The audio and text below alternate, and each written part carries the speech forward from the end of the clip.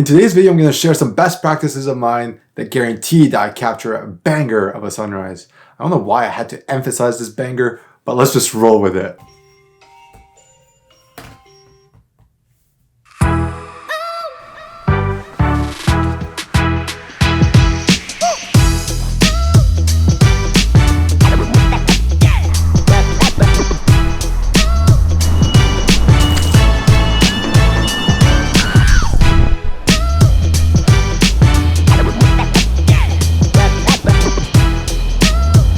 How's it going, everyone? Welcome back to another video. So glad that you can join me today. If this is your first time to this channel, welcome. My name is Malo. I'm a content creator and photographer based in Montreal, Quebec. You can find some of the work I do on Instagram. It's at e.madu. All right, so let's just get to really the essence of this video, and that is all about sunsets and sunrises. Almost everyone and their uncle, literally everyone and their uncle, love taking pictures of any colorful sky. Every single time you see some color in the sky, you just pull up your phone, you're like, look at this, or you just trace that sky with your camera. So today's video, I'm gonna actually share some of my best practices that guarantee that whenever I go shoot a sunrise or a sunset, it's almost always a banger of a sunrise.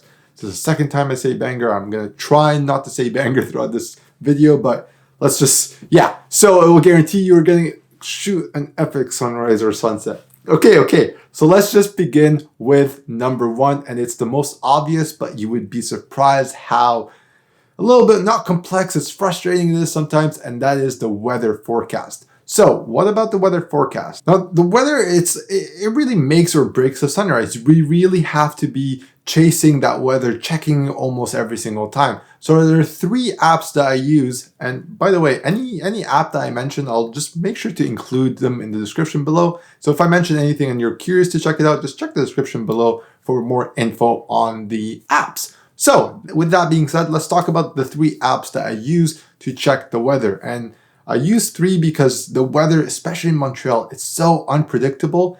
And I really want to just make sure that if I'm arriving on location for a sunrise, the weather is going to be perfect for it. So the first thing I do is always check my native iOS weather app. It's very straightforward. I just check it to see how much cloud coverage is there. Now for a colorful sunrise or sunset, we want clouds. We want at least like 40% to maybe 85, 90 is a little bit pushing it, but we want some clouds. Clouds is what creates the color. The sun peeks through a hole and then just, peeks through a hole. The sun just peeks through the horizon and hits the clouds, reflecting onto the clouds, and that's what creates the color. So we want a little bit of clouds in our sunrise or sunset. If you don't have clouds, you just end up having a nice clear gradient, which is sometimes nice, especially if you're shooting a time slice, but for a nice magenta, red, orangey sunrise or sunset, you want a little bit of cloud. Now it's important that you check the cloud coverage not just during sunrise, but before and after, because you want to know if it ends up clouding over the sunrise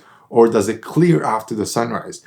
We want to see that the clouds are consistent throughout the time the sun rises or sun sets. Once I do that, I then switch to Accuweather, only because Accuweather gives me the cloud percentage. Like I mentioned earlier, a percentage of the cloud from 40% to 85-90. Once you notice that there's a little bit of cloud and it looks good throughout the sunrise, before sunrise, or after sunrise, that's when the last step with the weather forecast, I check an app called Clear Outside. What Clear Outside offers that none of the other apps does, it shows me how much of the cloud coverage is high cloud, mid cloud, and low cloud. You want nothing to be around the horizon. The horizon, you want it to be clear so the sun can peek through. So you always want either a mid or high cloud. Even if the cloud percentage is sometimes 95 or 100, that is totally fine as long as they are high clouds. So I check Clear Outside to see if it's a high cloud, and if it is, and if it's not a low cloud, then that pretty much tells me it's going to be a wicked of a sunrise, because there's a bit of enough space in the horizon for the sun to peek through. So those are the three apps that I would check for the weather. My second best practice to capture a sunrise is to make sure that I'm there not just when the sun rises or sets, but prior to it and after it. I notice a lot of times whenever I shoot a sunrise or a sunset, I'd be there at least half an hour before, and sometimes I stay even an hour afterwards because I don't know when the colors actually occurred. When it's golden hour, the color just varies throughout the entire time of golden hour, even leading into blue hour. You want to guarantee a nice color regardless of what kind of color you are chasing.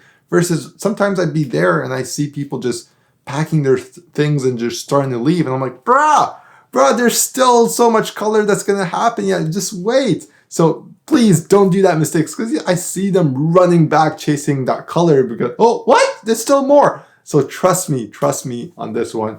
You want to not make any plans after sunset or before sun. Just give yourself a good 2 hours of shooting time. I promise you that guarantees that you'll capture all sorts of color that will happen in the sky. Now, my third best practice also involves with the planning, and that's using an app called Photopills. Now, Photopills, what it offers that the other apps don't offer, it enables me to pin the location that I'm going to be potentially shooting the sunrise from, and it helps me with finding out what direction the sun is going to be at the locations I'm going at. It also does give you an idea of how long a golden hour will last for, or when does blue hour start. So there's so many different options that you can do with, so many different things rather that you can do at Photopills. The list is just huge. I'm gonna leave those for another video, but for the sake of a sunrise or a sunset, I always use Photopills just to find the direction of the sun. Now, a fourth best practice involves the shooting. Now we're talking about the shooting. We're no longer talking about the planning.